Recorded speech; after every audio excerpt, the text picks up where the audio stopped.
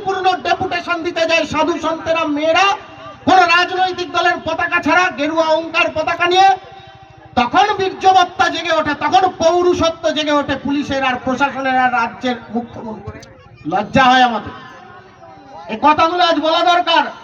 কারণ 34 বছরের বামপন্থী শাসন আর বর্তমানের যে অতি বামপন্থী সরকার প্রশাসন আজকে এখানে চলছে, এই প্রশাসন হিন্দুদেরকে প্রতিনিয়ত প্রতি মুহূর্তে এটা বুঝিয়ে দিচ্ছে যে ভাতা নাও, মন্দির নাও, ভিক্ষা নাও, কিন্তু শুক্রবারে আমি ওদেরকে বারণ করতে পারবো না। রাজ্যের মুখ্যমন্ত্রী দাঁড়িয়ে বলছেন শুক্রবারে আমি ওদের বাধা দিতে পারবো না। রাজ্যের মুখ্যমন্ত্রী সর্বধর্ম সমন্বয়ের প্রতীক, খিচুড়িতে ঈদের সিমুই মেশানোর প্রতীক, তিনি রেড রোডে দাঁড়িয়ে হিজাব বোরকা পরে ব্রাহ্মণের মেয়ে নামাজ পড়ছেন আর বলছেন যে সরকার আপনাদের সাথে আছে, প্রশাসন আপনাদের সাথে আছে, কোনো চিন্তা করবেন না, যাই হয়ে যাক না কেন আপনাদের কোনো অসুবিধা হবে না।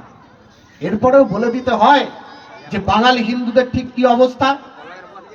বাংলাদেশ যখন স্বাধীন হয় বঙ্গবন্ধু শেখ মুজিবুর রহমানের নেতৃত্বে, তখন সেখানে হিন্দুর সংখ্যা কত ছিল? 33%। আজ 2026 হিন্দুর সংখ্যা কত? অফিসিয়ালি বলছে 7 থেকে 8%। আমি জানি ওটা 5 থেকে 6%, এক ফোঁটা বেশি হবে না।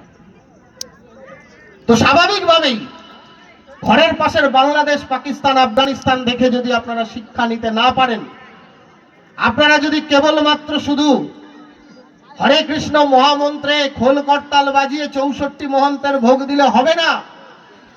আমরা সেই শ্রী চৈতন্য মহাপ্রভুর প্রবর্তিত হরিনাম সংকীর্তন করছি, যে চৈতন্য মহাপ্রভু